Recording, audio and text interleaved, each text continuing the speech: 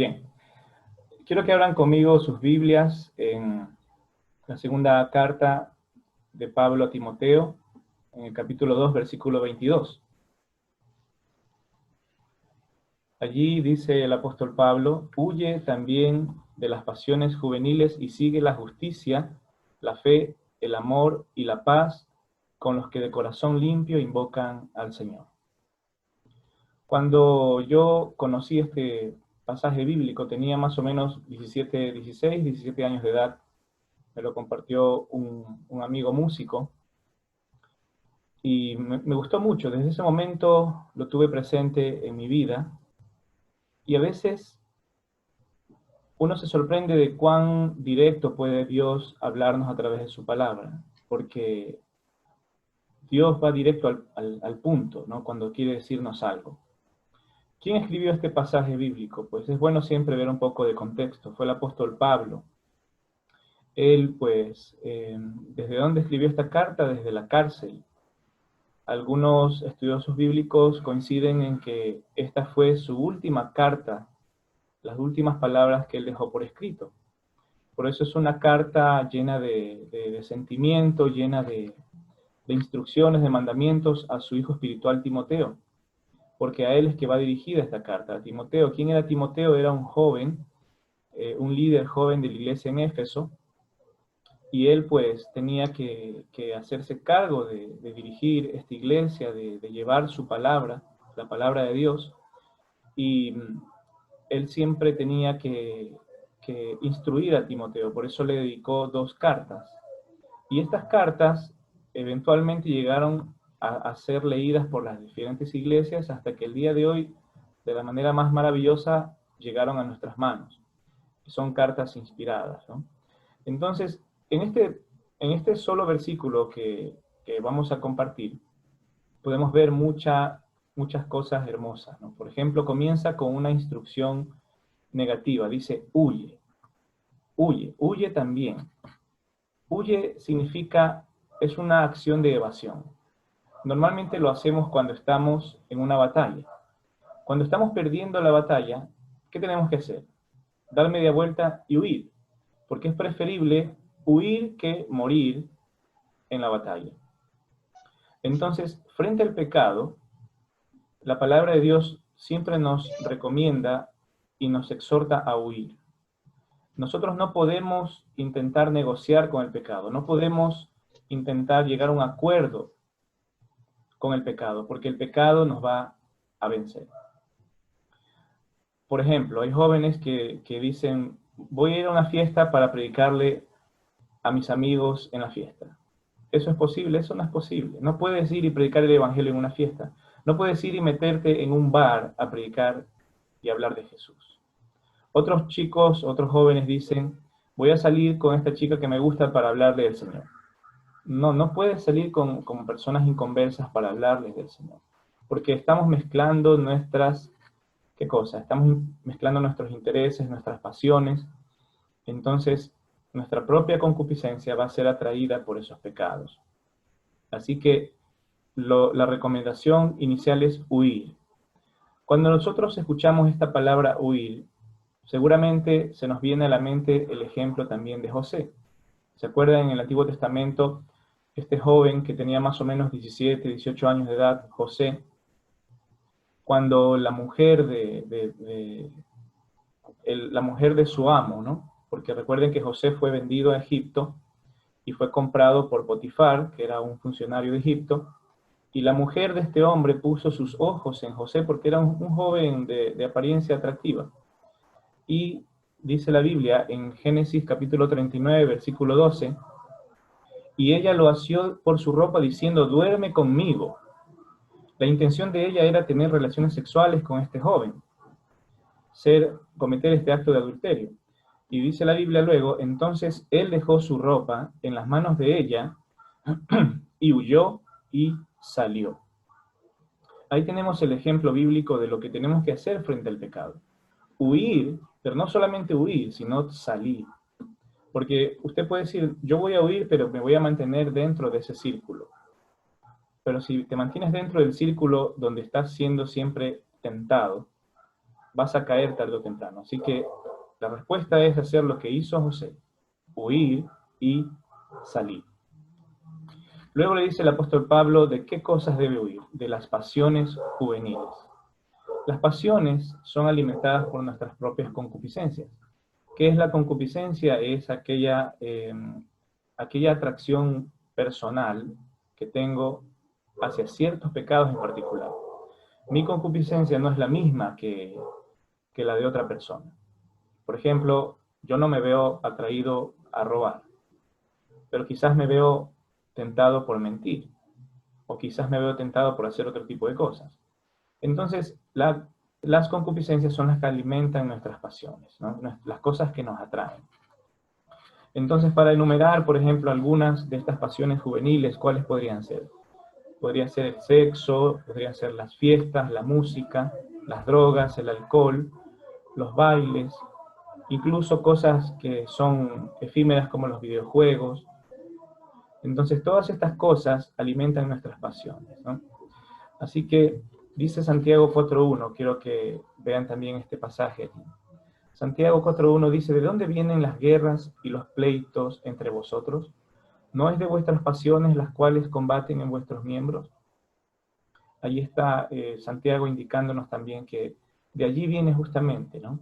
Viene de esas pasiones donde inicia las guerras, los pleitos, todo tipo de pecado. Luego también dice la palabra de Dios en Gálatas 5.24, que debemos crucificar nuestra carne junto con sus pasiones y deseos pecaminosos. El apóstol Pablo dice en Gálatas 5.24, pero los que son de Cristo han crucificado la carne con sus pasiones y deseos. Eso es lo que tenemos que hacer con nuestras pasiones. Llevarlas a la cruz y crucificarlas. Aquí el apóstol Pablo nos pone a nosotros también en la cruz, crucificando nuestro yo, crucificando nuestra persona con nuestras pasiones y nuestros deseos, para que podamos decirle no al pecado. Nosotros tenemos que morir al pecado para vivir para Cristo. Luego de esto, el apóstol Pablo da una afirmación positiva, le dice a Timoteo, sigue. Primero le dice, huye de las pasiones juveniles, y luego le dice, sigue, y le da una lista de cosas que tiene que seguir. Esta acción positiva indica obediencia, indica dar un giro de 180 grados para que podamos ir en el camino correcto. Cuando sabemos que estamos yendo en el camino equivocado, ¿qué es lo que hacemos? Paramos y damos la media vuelta. Entonces, eso es seguir. Seguir también implica buscar lo correcto. ¿Y cuáles eran las 4 cosas que aquí el apóstol Pablo le dice a este joven líder? Primero empieza con la justicia. La justicia, pues, es el producto de vivir bajo la fe en Jesucristo. Nosotros, aunque no somos justos, aunque la Biblia dice que no hay justo ni aun uno, sí hemos sido justificados por la fe en Jesucristo. Entonces, por esa justicia que Dios demanda, Él primero nos ha hecho justos a nosotros y luego nos capacita para poder vivir la justicia de Dios en esta tierra. La justicia es algo que debemos practicar día a día como cristianos. ¿Qué es la justicia? Es simplemente hacer lo que es correcto, ser íntegro, ser honesto, no mentir, no robar, no defraudar, no engañar. Vivimos en una sociedad de la viveza, del atropello. Hoy ustedes han escuchado aquí en Ecuador, más que nunca, a nuestros políticos sacándose en cara las cosas que se han robado, la forma en que mienten. Es una cosa increíble cómo se ha revelado la falta de justicia en nuestro país, aquí en Ecuador. ¿Por qué? Porque son personas que no viven la justicia de Dios. Son personas injustas. Primera de Juan 3:7 dice, hijitos, nadie os engañe. El que hace justicia es justo, como Él es justo. Se refiere a nuestro Señor, ¿no? Entonces debemos vivir la justicia. Debemos hacer lo posible para que la justicia sea siempre nuestro estilo de vida. En el Sermón del Monte, el Señor Jesucristo también dijo en Mateo capítulo 5, versículo 6, Él dijo, bienaventurados los que tienen hambre y sed de justicia, porque ellos serán saciados. Hambre y sed de justicia. No sé si ustedes han sentido esa hambre y sed de justicia. Yo sí la he sentido. Cuando veo tanta injusticia en nuestro sistema judicial, cuando veo tanta injusticia en la calle, de gente atropellando a otros, matando a otros, robando, esa injusticia produce hambre y sed de que Dios venga y ponga orden en esto, porque sabemos que mientras estemos en las manos de los hombres, lastimosamente no vamos a poder ver la verdadera justicia. La siguiente cosa que le dice el apóstol Pablo a Timoteo que debe seguir, que debe buscar, es la fe. La fe, nuestra expresión más básica como creyentes. Nosotros somos creyentes justamente porque tenemos ese elemento que es la fe. ¿Y qué es la fe? La Biblia la define en Hebreos 11:1 como la certeza de lo que se espera y la convicción de lo que no se ve. Es decir, creer en Dios, creer en su palabra, creer que incluso a pesar de no haber visto a Dios, que Él existe. ¿Quién es el autor de nuestra fe? La Biblia también nos revela eso.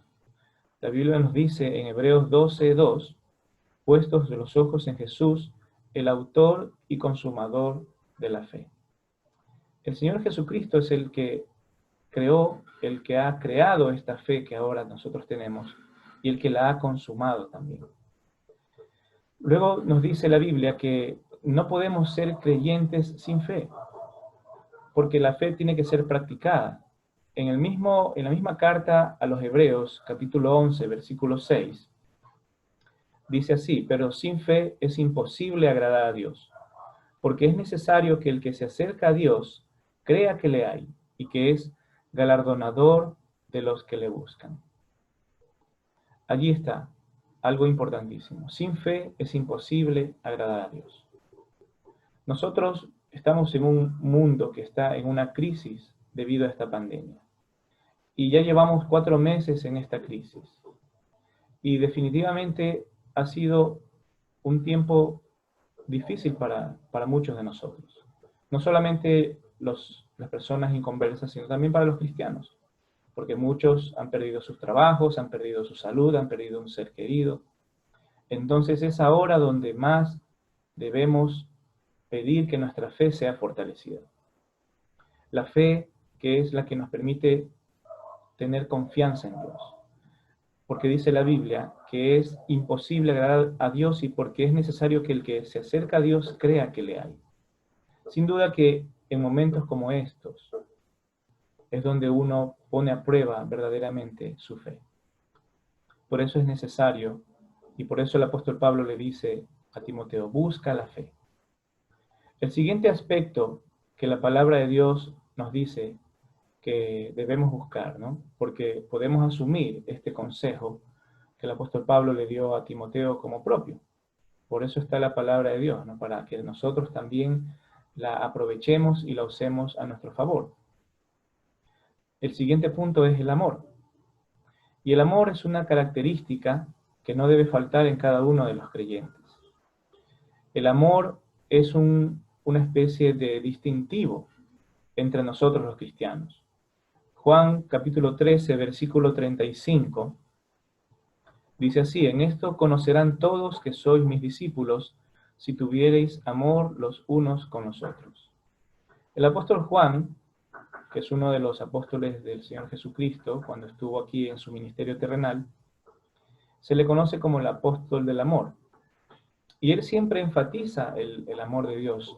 Tanto el evangelio que escribió como las 3 cartas que escribió cuando ya era más anciano, siempre enfatizan el amor de Dios. Y Él es el que nos insiste y nos dice, en esto conocerán todos que sois mis discípulos, si tuviereis amor los unos por los otros. Él nos trae a la memoria las palabras que el Señor Jesucristo les decía a ellos mientras estaba en su ministerio. Que el amor debía ser una característica básica, una característica primordial. ¿Y de dónde procede ese amor? ¿O qué es el amor? Primeramente, ¿de dónde procede? Primera de Juan 4:7 dice así, Amados, amémonos unos a otros porque el amor es de Dios. Todo aquel que ama es nacido de Dios y conoce a Dios. El amor es de Dios. De allí podemos tomar para que nosotros podamos expresar el amor. Más adelante, en 1 Juan 4:16 dice, Dios es amor, y el que permanece en amor permanece en Dios y Dios en él. No solamente dice que Dios obra en amor, que Dios nos ama, también dice que Dios es amor. Su esencia, él está lleno de amor. Por eso es que nosotros hoy estamos aquí, como cristianos, ¿no? Por eso es que hoy estamos compartiendo esta fe. Porque Él, su expresión más grande de amor, ¿cuál fue? Juan 3:16, el mismo apóstol Juan nos cuenta, dice, porque de tal manera amó Dios al mundo, que ha dado a su Hijo unigénito para que todo aquel que en Él cree no se pierda, mas tenga vida eterna. Entonces, Dios dio por amor lo más grande que tenía en el cielo, que era su Hijo Jesucristo, para que nosotros podamos ser salvos a través de la fe en Él. ¿Y qué es el amor? En un mundo con tantos estereotipos que tenemos hoy en día, la gente normalmente dice, ¿qué es el amor? Bueno, el amor es un sentimiento, eso es lo que más rápido concluyen las personas.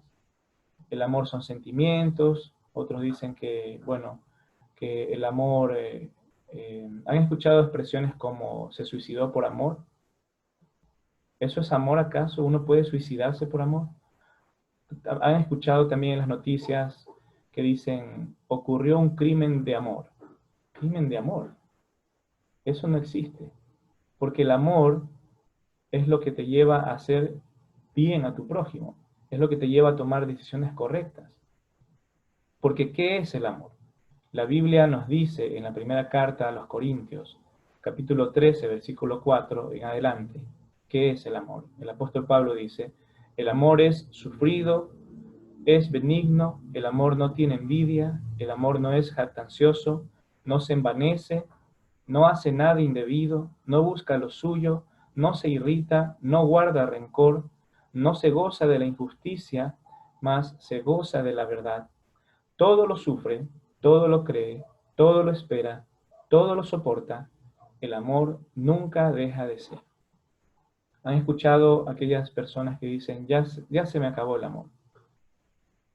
Cuando se refieren a sus cónyuges, ¿no? Ya se me acabó el amor, siento que ya no la amo o que ya no lo amo. Bueno, aquí dice la Biblia que el amor nunca deja de ser. Otras personas dicen, es que ahora me enamoré y estoy amando a otra mujer. Pero la Biblia dice que el amor no hace nada indebido, no busca lo suyo. Entonces, esto es la forma en que la Biblia define el amor. Se define el amor como lo que es, como lo que hace y como lo que no hace. Entonces podemos concluir que el amor bíblico es todas las acciones buenas que podemos hacer hacia nuestro prójimo, hacia Dios, incluso hacia nuestros enemigos, porque ¿a quiénes estamos llamados a amar? Primeramente, a Dios. ¿Qué dice la Biblia? Que debemos amar a Dios con toda nuestra mente, con todo nuestro cuerpo, con toda nuestra alma, con todas nuestras fuerzas. Es decir, con todo nuestro ser debemos amar primeramente a Dios. Luego dice que también debemos amar a quién, a nuestro prójimo. Y si nosotros amamos a nuestro prójimo como nosotros mismos, ¿en qué momento tendríamos tiempo u oportunidad para hacerle daño? No habría forma, ¿no? Si este mundo amara de esta manera, habría muchísimos menos asesinatos, engaños, violaciones, robos. Incluso el Señor Jesucristo también nos manda a amar a nuestros enemigos. Él dice que amemos a nuestros enemigos y que bendigamos a los que nos maldicen y que hagamos bien a los que nos ultrajan. Entonces, ese es el amor bíblico, ese es el amor al que estamos llamados a seguir y buscar. La cuarta cosa que el apóstol Pablo le dice a Timoteo que busque es la paz. ¿Qué es la paz? Han visto ustedes que se habla mucho de la paz en las noticias. El mundo busca la paz. El mundo busca la paz y tiene sus propios conceptos de lo que es paz. Las mises, ¿han escuchado a las mises hablar de la paz mundial? Eso es como ya un estándar, ¿no? Siempre ellas mencionan de la paz mundial. Pero ¿qué es la paz? La paz bíblica es simplemente confianza, es tranquilidad, es poder vivir en armonía sin pleitos ni guerras, primeramente con Dios y luego con el hombre. La paz, según la palabra de Dios, hay que buscarla y seguirla. El Salmo 34:14 dice así: apártate del mal y haz el bien, busca la paz y síguela. Busca la paz y síguela. Es decir, que la paz es algo escurridizo muchas veces, ¿no? Que hay que buscarla, hay que seguirla, hay que obrar para que haya paz en nuestras vidas y en nuestra comunidad. Nosotros debemos también ser agentes de paz, debemos ser pacificadores. ¿Quién nos dijo eso? Una vez más, nuestro Señor Jesús, en el Sermón del Monte, en Mateo 5:9, Él dijo así: bienaventurados los pacificadores, porque ellos serán llamados hijos de Dios. Los pacificadores, nosotros debemos ser agentes de paz. Debemos hacer que este mundo sea un mundo mejor, un mundo donde podamos vivir en armonía. Aunque nunca vamos a lograr que sea completa esta obra, porque la Biblia nos dice que los hombres, los malos, irán de mal en peor. Pero en nuestro entorno, en nuestra familia, podemos hacer la diferencia. En su familia usted puede ser un agente de paz, un pacificador, no un guerrero, no un guerrillero, sino buscar la paz. Y cuando uno llega a vivir esa paz en el núcleo más pequeño, que es la familia, entonces la vida empieza a tener otro color. Podemos tener otro estilo de vida mucho más armonioso. También dice la Biblia que seremos hombres y mujeres de paz si estamos llenos del Espíritu Santo. Recuerdan en Gálatas 5:22, cuando se habla del fruto del Espíritu, dice: mas el fruto del Espíritu es amor, gozo, paz, paciencia, benignidad, bondad, fe. Allí está la paz, ¿no? Cuando nosotros somos personas espirituales, también vamos a estar mostrando paz en nuestras vidas. Estamos mostrando amor, gozo y paz. La paz no es ausencia de problemas. Esto es algo importante también. La paz no es ausencia de problemas, sino confianza y descanso y fe en Dios en medio de ellas. Filipenses 4:7 dice así: y la paz de Dios, que sobrepasa todo entendimiento, guardará vuestros corazones y vuestros pensamientos en Cristo Jesús. La paz que sobrepasa todo entendimiento. Esa es la paz de Dios. Que en medio de esta pandemia podemos tener una paz que sobrepasa todo entendimiento. Que en medio de una crisis familiar, la muerte de algún familiar, la pérdida de un trabajo, podemos orar y podemos tener confianza en Dios, y esa paz viene a nuestro corazón. Porque esa paz sobrepasa todo entendimiento, porque las personas te van a decir: ¿cómo puedes estar tranquilo si acabas de perder tu trabajo? ¿Cómo puedes estar tranquilo si perdiste a tu esposo? ¿Cómo puedes estar tranquilo si estás enfermo? Yo estaría muriéndome de los nervios, en tu caso. Bueno, esa es la diferencia de los que no tienen a Cristo en su corazón. Que ellos son arrastrados por sus ansiedades, son tomados por sus temores. Pero cuando tenemos a Cristo en nuestro corazón, la paz viene de Dios y esa paz sobrepasa todo entendimiento. Las personas no lo van a entender, solo nosotros sabremos de dónde proviene esa paz. Proviene de esa relación personal que tenemos con Dios, su palabra y con su Hijo Jesucristo. Luego que ya ha enumerado el apóstol Pablo estas 4 cosas, la justicia, el amor, la paz y la fe, él dice que debe buscarla con los que de corazón limpio invocan al Señor. Allí hay otro elemento importante. Dice con los que de corazón limpio. ¿Cuáles son esas personas? Obviamente es un grupo de personas que ya son parte de nuestra familia en Cristo. Sabemos que en la iglesia todos estamos procurando que el Señor nos ayude a crecer espiritualmente. Pero tenemos que siempre juntarnos con aquellas personas que tienen un limpio corazón. Porque incluso dentro de la iglesia hay personas que no tienen un limpio corazón, sino que están todavía luchando con sus propias pasiones, con sus propios pecados. Entonces lo que el apóstol Pablo está diciendo aquí es, júntate y sigue y busca estas cosas con los que de corazón limpio, es decir, con ese grupo de personas que tienen un corazón limpio. Hay una bendición maravillosa que Dios promete a aquellos que mantienen su corazón limpio. Una vez más, en el Sermón del Monte, en Mateo 5:8, el Señor Jesús dice, bienaventurados los de limpio corazón, porque ellos verán a Dios. Qué hermosa promesa, ¿no? Dice, bienaventurados los de limpio corazón. ¿Y cuál va a ser la recompensa? Que ellos verán a Dios. Debemos anhelar que Dios mantenga limpio nuestro corazón también. En Salmo 51:10, David dice, crea en mí, oh Dios, un corazón limpio y renueva un espíritu recto dentro de mí. David sabía la importancia de tener un corazón limpio para que su relación con Dios sea perfecta. Y él escribe esta oración, este cántico, dice, crea en mí, oh Dios, un corazón limpio. ¿Y por qué ocurre eso? Porque nuestro corazón, que es el centro de nuestras emociones, nuestro corazón, ¿qué dice la Biblia? Que es engañoso. Quiero que también puedan ver conmigo en Jeremías 17:9. Dice así, engañoso es el corazón más que todas las cosas y perverso. ¿Quién lo conocerá? Nuestro corazón es un miembro que puede tomar decisiones por sí mismo. Es un miembro, es una parte de nuestro ser que es capaz de distanciarse de la mente. Porque con nuestra mente muchas veces entendemos lo que es correcto, pero con nuestro corazón a veces perdemos el camino. Por eso Dios dice en su palabra, engañoso es el corazón y perverso.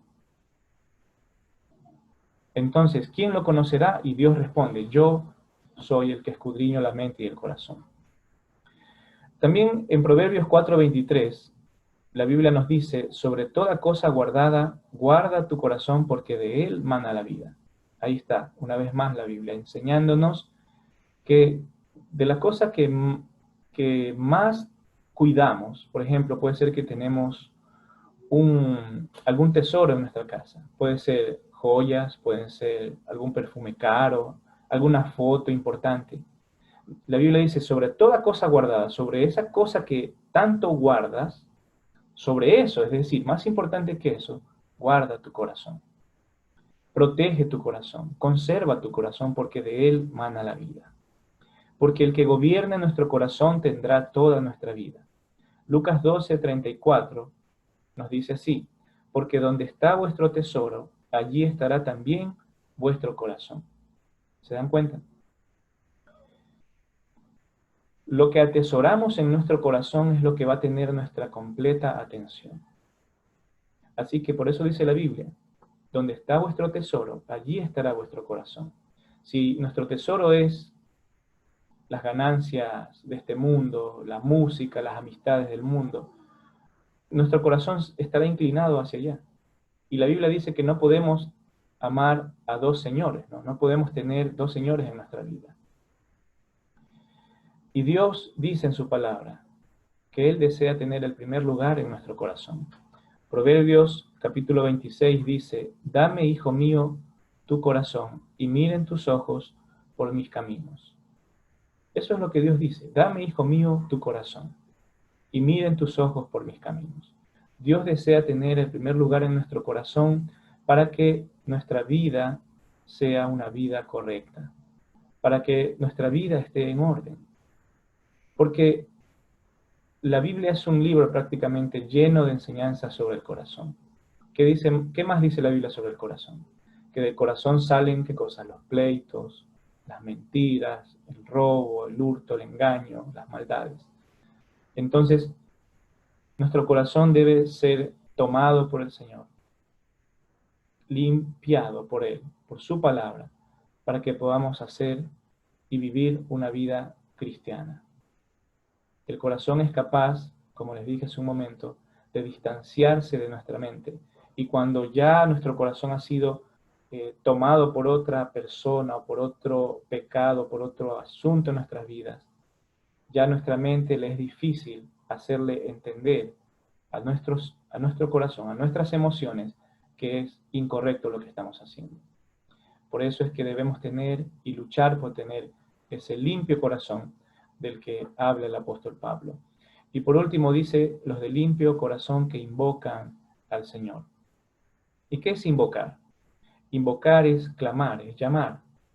Y hay personas que lo están haciendo con un corazón sucio. Hay ese tipo de personas dentro de la iglesia y fuera de la iglesia. Por eso es que el apóstol Pablo le dice a Timoteo, con los que de corazón limpio invocan al Señor.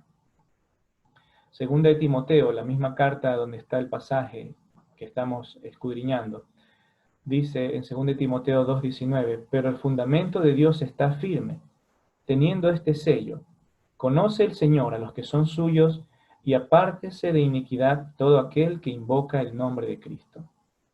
Para invocar el nombre de Cristo debemos apartarnos de toda iniquidad. Ese es el sello, dice la palabra de Dios. Apártese de iniquidad todo aquel que invoca el nombre de Cristo. Cuidado y vamos a estar haciendo una obra religiosa en la obra de Dios. Porque es fácil aparentar que estamos clamando a Dios, que estamos orando, que estamos predicando su palabra, pero llevar una doble vida. Y eso es lo que el apóstol Pablo, el énfasis que él quiere hacer a Timoteo. Timoteo debe ser genuino, debe ser real, debe ser un creyente que sea ejemplo a los demás. Así que nadie tenga en poco tu juventud, sino que tú seas ejemplo a los creyentes. Por eso es importante, hermanos, que aprendamos a invocar al Señor, como dice su palabra, sin iniquidad. Hay un pasaje que a mí me gusta mucho, que habla también de este aspecto, donde el Señor Jesucristo dijo, si alguno me sirve, sígame. Es increíble, ¿no? Dice, si alguno me sirve, sígame. ¿Por qué? Porque es fácil servir a Dios sin seguirlo. Eso es lo que hacen las personas religiosas, eso es lo que hacían los fariseos. Servían en el templo, pero su corazón estaba lejos de Dios.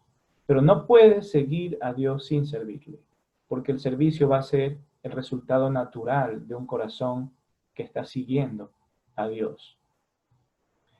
Entonces, allí tenemos el pasaje completo, ¿no? Huye, pues, también de las pasiones juveniles y sigue la justicia, la fe, el amor y la paz con los que de corazón limpio invocan al Señor.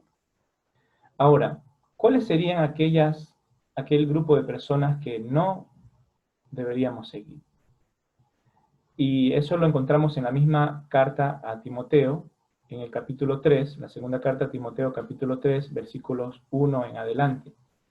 El apóstol Pablo le dice así, también debes saber esto, que en los postreros días vendrán tiempos peligrosos, porque habrá hombres amadores de sí mismos, avaros, vanagloriosos, soberbios, blasfemos, desobedientes a los padres, ingratos, impíos, sin afecto natural, implacables, calumniadores, intemperantes, crueles, aborrecedores de lo bueno, traidores, impetuosos, infatuados, amadores de los deleites más que de Dios, que tendrán apariencia de piedad, pero negarán la eficacia de ella.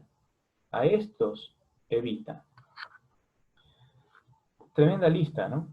Tremenda lista de cómo va a ser las personas, no solamente del mundo, porque miren lo que dice el versículo 5. Dice que tendrán apariencia de piedad, pero negarán la eficacia de ella. Es decir, este grupo de personas que está el apóstol Pablo describiendo aquí, también van a estar dentro de la iglesia. Y por eso justamente Pablo escribía con este ímpetu esta carta. Porque en el tiempo que él escribió esta carta, que ya estaba encarcelado y estaba a punto de morir, estaba entrando ya la apostasía en la primera iglesia. Entonces, la desesperación del apóstol Pablo era escribir y decirle, Timoteo, vendrán tiempos duros para la iglesia, vendrán tiempos peligrosos. Y empieza a decirle todo este tipo de personas que entrarán a la iglesia. no solamente tenemos que cuidarnos de las personas del mundo, sino también de aquellos creyentes, de aquellos falsos creyentes que están dentro de la iglesia, pero su corazón no está con Dios. Esta carta y este llamado es a tener los ojos abiertos frente a la apostasía, frente a aquellos que dicen ser cristianos, pero no lo son. Entonces, hermanos, mi deseo en este día es que tomando este consejo del apóstol Pablo a Timoteo, nosotros entendamos la urgencia. Imagínense si hace 2000 años ya se había introducido en la iglesia estos falsos creyentes, esta apostasía. ¿Cuánto más hoy? Hoy que el mundo está globalizado, hemos visto la proliferación de un evangelio light. No sé si se han percatado, evangelios prácticamente falsos, donde solamente se promueve la parte emotiva, donde solo se ataca a los sentimientos, al dinero, a la prosperidad y cosas por el estilo. Cuando realmente la esencia del evangelio es ser como Cristo y vencer al pecado y vencer al mundo. La esencia del evangelio es ser como Cristo, y eso significa vivir como Él vivió, obedecer sus mandamientos. Pero ese evangelio, lastimosamente, ya no se está predicando el día de hoy.